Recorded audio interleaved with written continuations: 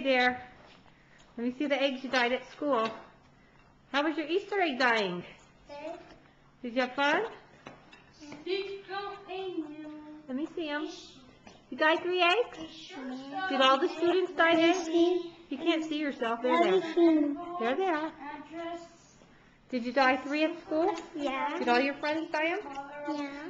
Okay, let's see. Who's doing homework, Dee Dee? Then after dinner, And Junior's having his snack. Mom read his mind. She told Steve out of Cebu. So you like did you like Easter egg dyeing today? Tomorrow's your field trip to Sea Life Park.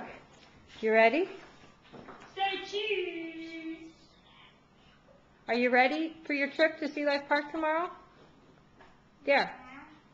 Sit on the chair and it's easier to feel. Oh, that's right. Junior made the track team. And tonight he's got to sign for football, right? Without being bribed, like Brandon said. You got to play because you love it. And Dee Dee's reading his homework in my new chair.